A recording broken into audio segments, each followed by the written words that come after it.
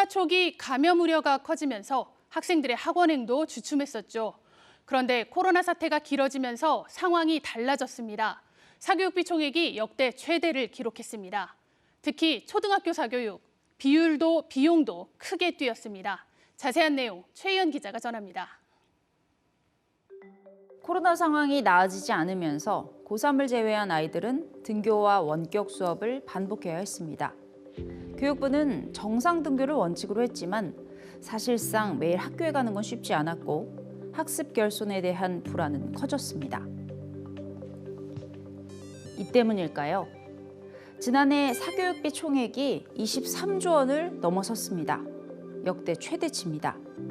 사교육비 상승폭, 이것도 역대 최대치입니다. 코로나 첫 해보다 사교육비 총액 4조 원이나 는 겁니다.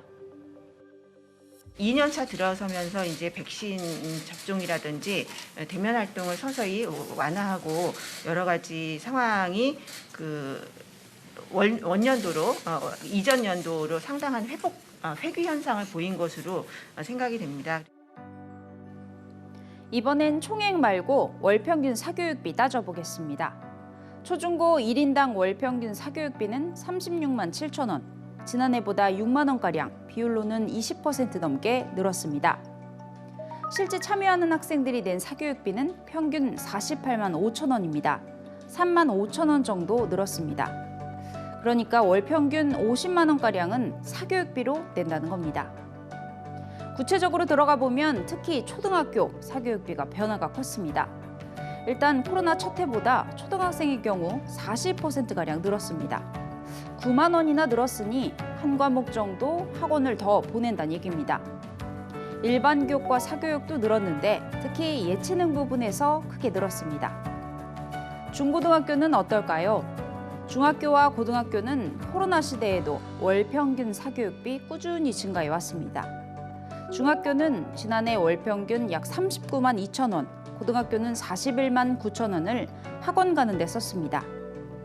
고등학교의 사교육비 증가율은 다소 둔화되긴 했습니다. 매달 수십만 원씩 쓰는 이 사교육비, 가구의 월 평균 소득이 높을수록 지출과 참여율이 높았습니다. 월 평균 소득이 200만 원 미만이라고 해도 절반 가까운 학생이 학원에 갔고 월 평균 소득 800만 원 이상의 가구는 사교육 참여율이 86%에 달했습니다.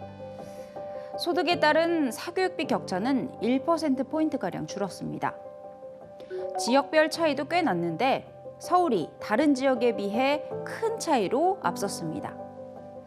참여하는 학생들만 따진 서울 지역의 월 평균 사교육비. 초등학생은 평균 50만 원이 넘었고 고등학생은 90만 원에 가깝습니다. 서울 지역 평균이다 보니까 실제는 더 쓰는 가정도 많다는 얘기입니다.